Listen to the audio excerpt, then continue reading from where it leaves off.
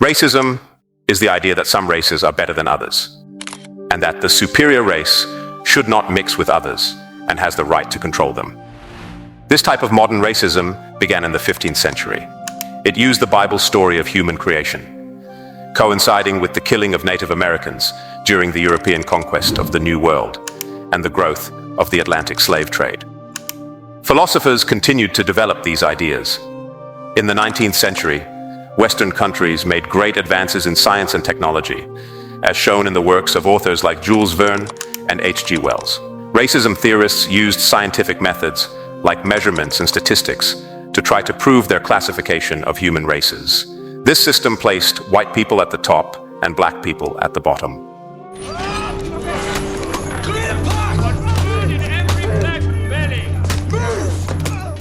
Modern racism connected physical appearance to beauty standards, moral values, emotions, and intelligence. It is ironic that modern racism became fully formed just as slavery was being abolished. In the United States, this led to racial segregation, and in Europe, it supported colonial conquests. Colonialism established a new order, pretending to be a civilizing mission for non-white peoples, which was criticized for its hypocrisy by Georges Clemenceau. Modern racism became the ideological foundation of Western commercial and territorial expansion. Colonial domination and modern racism are deeply connected. Aimé Césaire's Notebook of a Return to My Native Land shows that modern racism tragically affects how people view others and themselves through the violence and socio-economic relationships created by colonialism, which is based on this racist ideology. Many studies have focused on modern racism and its global impact, highlighting the importance of understanding this ideology. Gomes Yanes de Zurara, who lived in the 1400s, a historian for the King of Portugal and keeper of the Royal Archives, wrote about the first maritime expeditions along the Atlantic coast of Africa. These expeditions were organized by Prince Henry, known as Henry the Navigator, who was the king's brother. The goal was to sail past Cape Bojador, near the Canary Islands, to reach Guinea, the land of the blacks. They aimed to go beyond the mouth of the Rio do Nilo Tsanaga, which is the Senegal River. At that time, people mistakenly believed there was a river network connecting the Nile's sources to the Atlantic Ocean, as shown on old maps. An example of these maps is one created in 1154 by the Arab geographer Muhammad al-Idrisi for the Norman king Roger II. This map, called the Tabula Rogeriana, was later copied in Arabic in 1456 by Ali ibn Hassan al-Hufi al-Qasimi and is kept in Oxford's Bodleian Library. Zurara's Chronicle of Guinea, written in 1453, describes the strategies and tactics Portugal used to establish a presence in the so-called sub-Saharan region of Africa. These efforts took place amid conflicts between Muslims and Christians in the Mediterranean and competition among European nations. In this image, we see the Catalan Atlas by Crescus Abraham, created around 1375.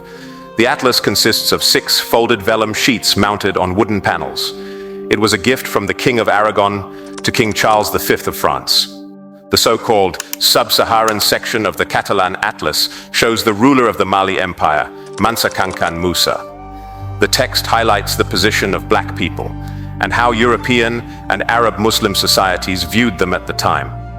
It mentions that a white Moor captive could be exchanged for 5 or 6 black Moors, noting that, although these black Moors are also Moors, they are their slaves due to an ancient custom believed to come from Noah's curse on his son Ham after the flood.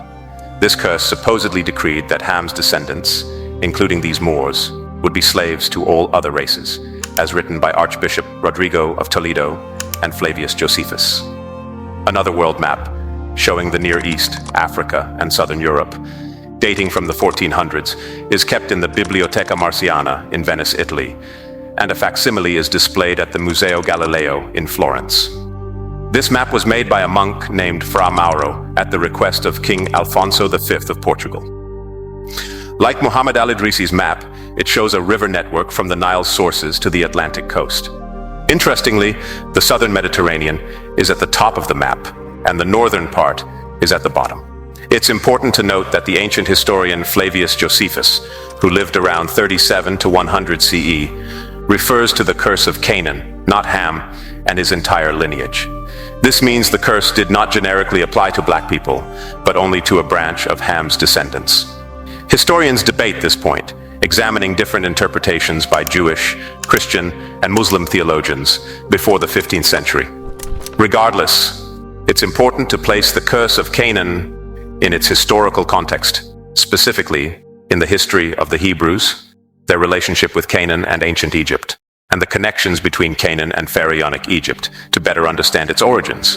Lastly, the name Ham comes from the ancient Egyptian word Kam, meaning black or coal black. This root is also found in the name Egyptians gave to their country, Kemet, which means black land. Let's examine further the portrayal of ancient Egyptians before the codification of systemic racism. In this image from the 11th century, Sarah is brought to the Pharaoh, and the Pharaoh returns Sarah to Abraham. The Pharaoh and his court are clearly depicted with black skin. In the new geopolitical and economic context of the 15th century, the curse of Ham was systematically referenced. This curse was extended to all black Africans. This served as a moral justification for the enslavement and trade of black people. The phrase curse of Ham linked three elements to black Africans: their dark skin, their status as slaves, and an original sin. This harmful association was spread over centuries, significantly impacting how people viewed others and themselves. It turned skin color into a kind of prison. Enlightenment philosopher Voltaire, from the 1700s, wrote about black people in his essay on the manners and spirit of nations. Their round eyes, flat noses, thick lips, differently shaped ears, woolly hair, and even their level of intelligence make them vastly different from other humans. And this difference is not due to their climate, as black people moved to the coldest countries still produce offspring like themselves. When discussing ancient Egypt in the same work, Voltaire mentions dark-skinned men with curly hair resembling Egyptians, based on the Greek historian Herodotus's account. Voltaire suggests these men were not native Egyptians, but descendants of slaves from Egypt. The inferiority of black people continued to be conceptualized by many renowned Western thinkers and scientists of the time. Philosophical and historical arguments were gradually added to the biblical interpretation of the curse of Ham, along with a so-called scientific rationale. This used physical anthropology to link intellectual abilities, moral qualities, beauty, and emotional sensitivity to skin color and skull shape. Physical anthropology emerged in the 19th century as the study of the physical and biological characteristics of human groups. It was on black people and their image that, for the first time in history, the racist discourse crystallized. Racism affects how people see others and themselves, influencing individual and collective behaviors, social relationships, and imaginations. It fuels prejudice, fantasies, violence, and dehumanization. Modern racism, which has many variations, is characterized by its advanced theorization. It operates with two sets of imaginary representations of humanity, one influencing the historical narrative, and the other affecting contemporary socio-political discourse. Let's examine the first imaginary pair of Western historical racism, the racial Negro. This is a caricature of a black person, depicted as primitive, unintelligent, and morally inferior, lazy, lecherous, servile. This imaginary figure is seen as an uncivilized being who cannot contribute to civilization. This perception justifies their status as eternal slaves and subordinates to white people, placing them at the bottom of the racial hierarchy. The historical white persona. This includes not only white people, but also dark-skinned African peoples who created civilizations. This imaginary representation excludes contemporary black Africans from their own history, denying them as active participants in human history. It suggests that mythical whites were the real initiators of African civilizations. The historical Negro is denied existence within this framework. How about the second imaginary pair of contemporary social racism, the racial white? This is a white person with delicate features, blue eyes, and the highest intelligence and moral qualities, the social Negro. This category includes black people, mixed-race individuals, and even whites who are seen as antisocial or dangerous to the dominant order.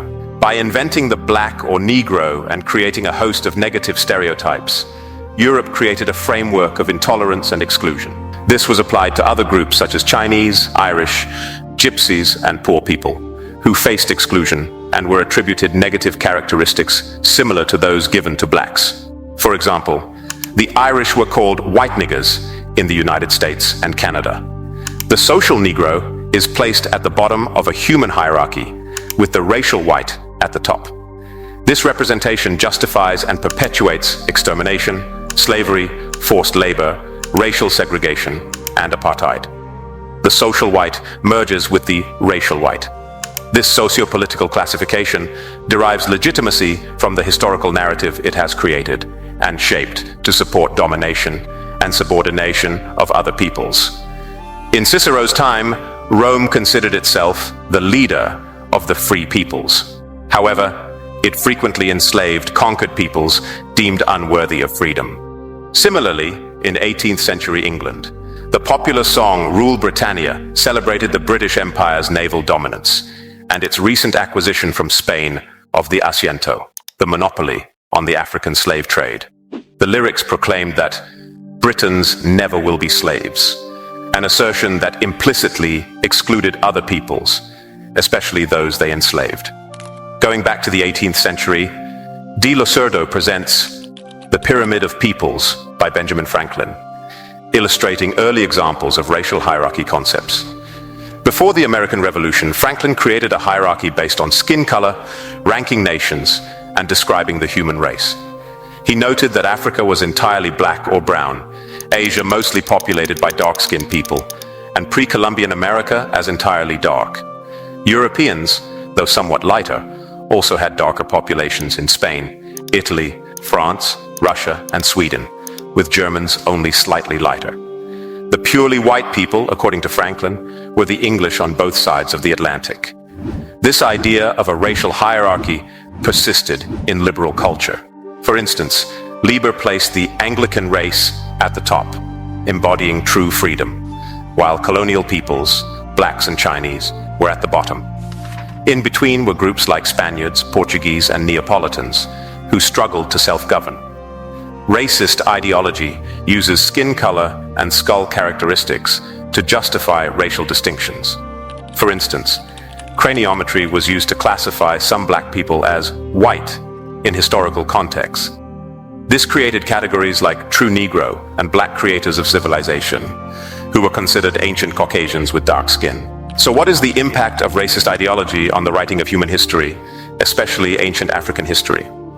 Historians, philosophers, and scientists have studied how racist ideology affects the writing of human history, particularly ancient African history. In 1885, from Haiti, the first free black republic that won its independence on January 1st, 1804, a new voice emerged claiming that ancient Egyptian civilization was black African. This voice belonged to Antenor Firmin, a Haitian lawyer, politician, and member of the Société d'Anthropologie de Paris. Firmin wrote The Equality of Human Races in 1885, defending racial equality and opposing polygenism, that is, the belief in multiple origins of human races, promoted by Dr. Samuel George Morton and others.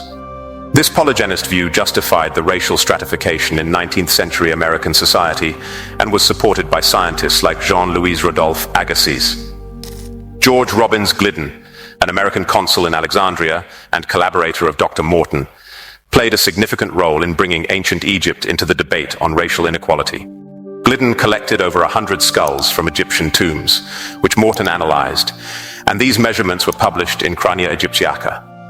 These studies classified ancient Egyptians as part of the ancient Caucasian group, separating them from the Negro group, which included Native Africans, African Americans, Hottentots, and Australian Aborigines. J.C. Knott, co-author of Types of Mankind, argued that black people had never created a civilization, and that ancient civilizations like Egypt's were the work of Caucasians. He claimed that the Nile Valley population was not related to other African races. Antenor Firmin challenged these racist theories by demonstrating the scientific flaws in craniometry and highlighting the advanced civilizations created by black people, particularly ancient Egypt. He criticized the arbitrary and biased nature of craniometric measurements used to classify races and emphasize the historical achievements of black civilizations. Firmin pointed out that the originators of craniometry, Dr. Franz Joseph Gall and Johann Gaspar Spurzheim, did not seek to separate races, but only studied individual differences. He criticized anthropologists who used craniometry to claim racial superiority and exposed the statistical biases in these measurements. Firmin argued that ancient Egypt was a black civilization and used the work of Jean-François Champollion, who deciphered Egyptian hieroglyphs, to support this claim. He highlighted that during a time when Europeans had a rudimentary lifestyle, black people in Egypt created one of the earliest advanced civilizations. Firmin directly challenged the views of prominent scholars like French Egyptologist Gaston Maspero, who claimed that the people depicted in ancient Egyptian monuments resembled Europeans and Western Asians, rather than black Africans.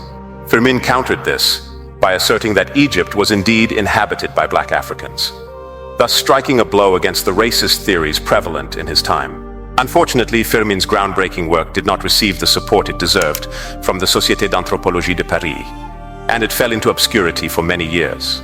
However, Dr. Jean-Price Mars, another Haitian scholar, brought Firmin's contributions back into the spotlight, with a biography published posthumously in 1978.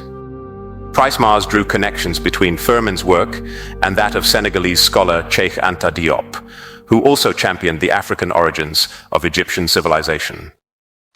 Price Mars emphasized that ancient Egyptian civilization, created by a mixed-race population, should be acknowledged as the progenitor of later Mediterranean and Red Sea civilizations. He noted the difficulty of uprooting long-standing misconceptions, but highlighted ongoing scientific investigations in Africa that gradually revealed the truth. Cheikh Anta Diop, much like Firmin, argued that ancient Egyptians were the architects of their own civilization without any external influences. For a long time, the hierarchical and racist view of humanity meant that Black Africa was not considered an intelligible historical field, as British historian Arnold Toynbee put it. In his 1934 book, A Study of History, Toynbee wrote, "When we classify humanity by color, the only one of the primary races that has not made a creative contribution to any of our 21 civilizations is the black race." This perspective began to change thanks to researchers worldwide, with Theophile Obenga highlighting the critical contributions of Cheikh Anta Diop to African history.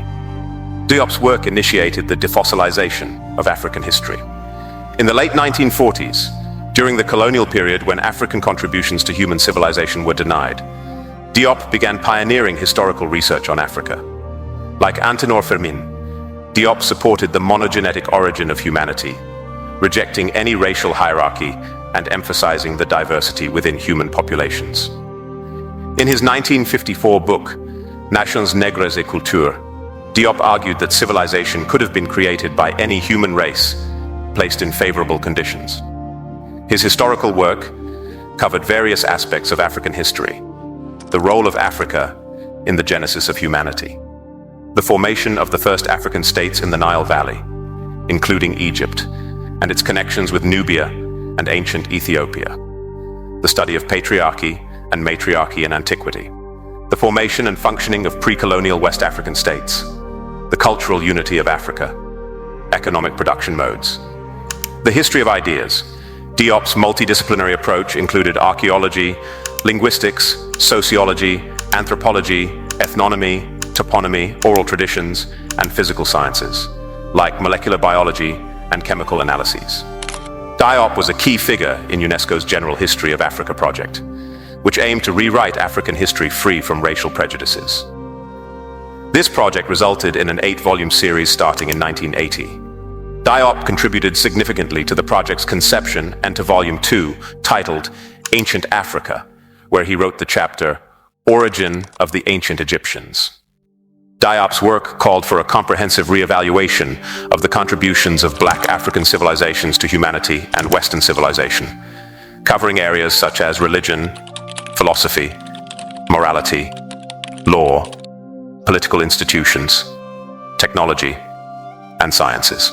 He reconnected the history of sub-Saharan Africa with the Nile Valley, merging previously separated fields of study like African studies and Egyptology.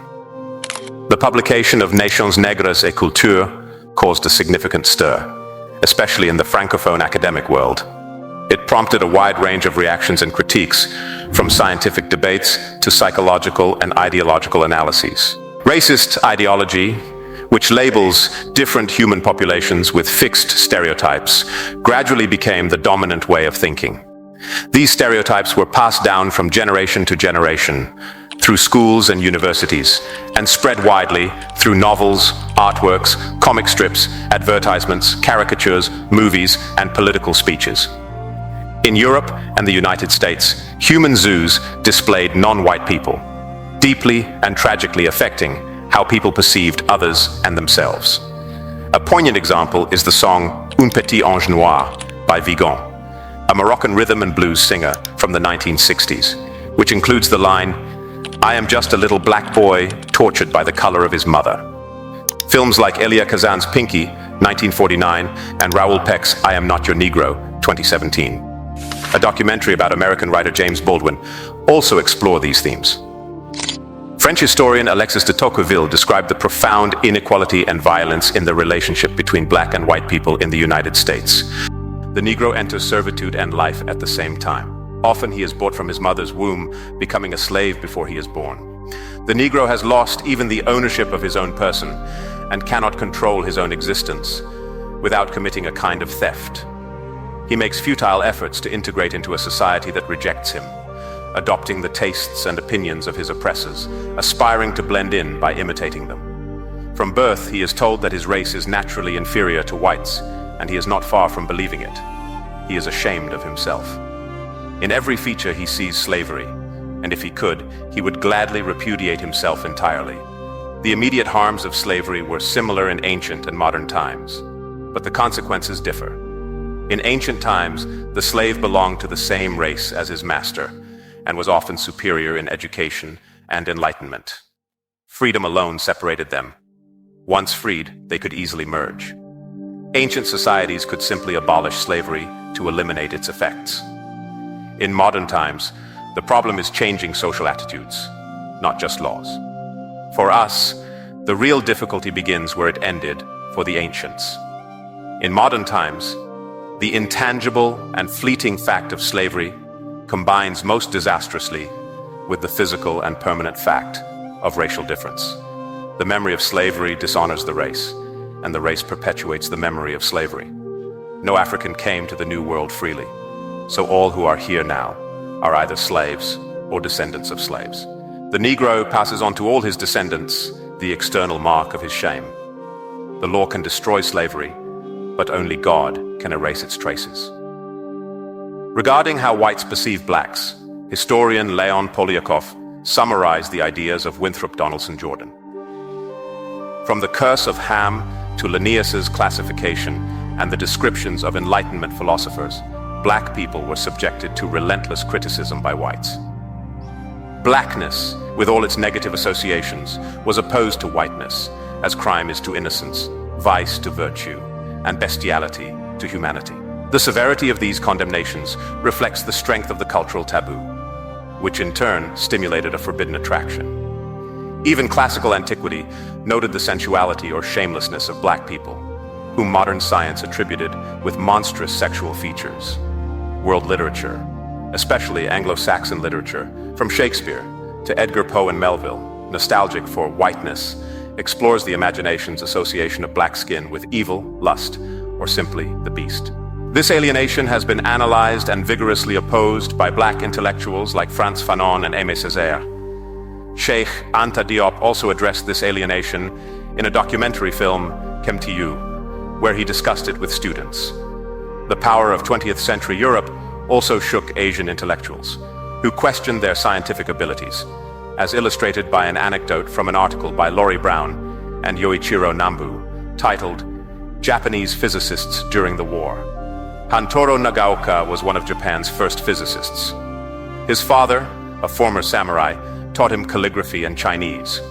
After a trip abroad, he returned to Japan with a pile of science books, apologized to his son for not teaching him more useful knowledge, and encouraged him to study science.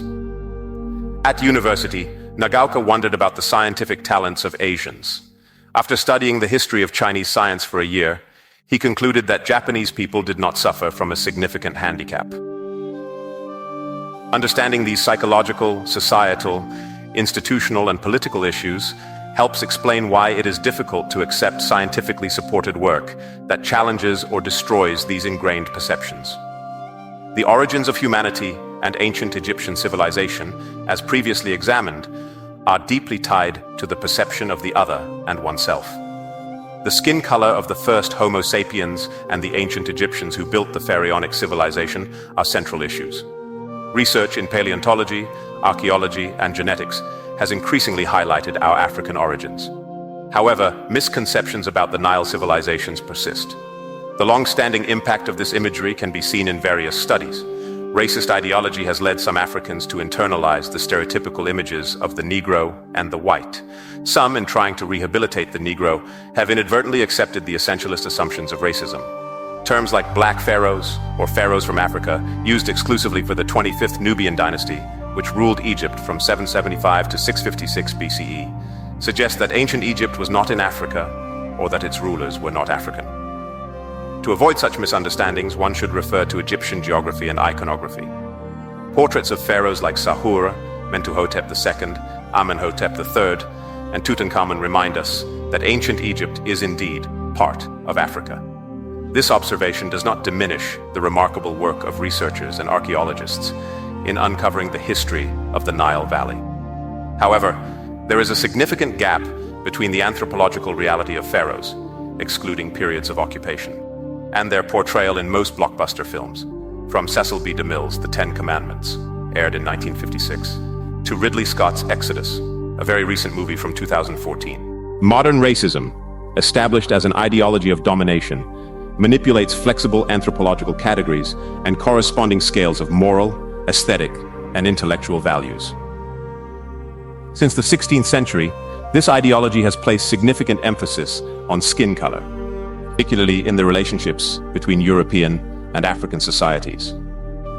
Modern racism has deeply influenced dominant historical and socio-political narratives. The works of Antenor Firmin, Cheikh Anta Diop, and Stephen Jay Gould in history and anthropology help deconstruct this ideology.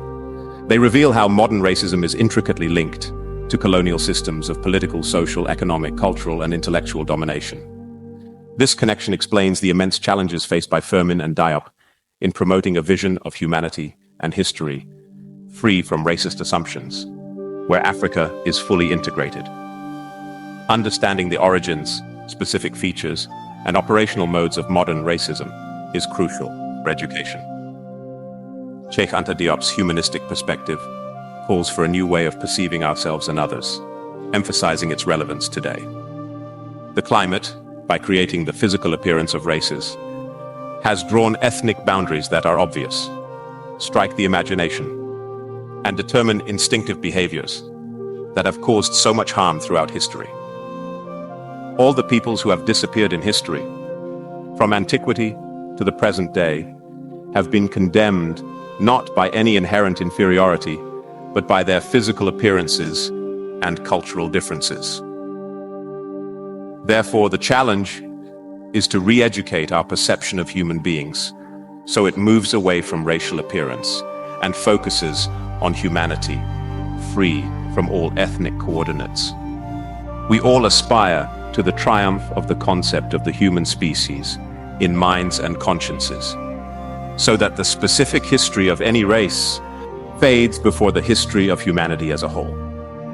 Then, we will only need to describe, in general terms that no longer consider accidental singularities of no interest, the significant stages of civilization's conquest by humanity, by the entire human species.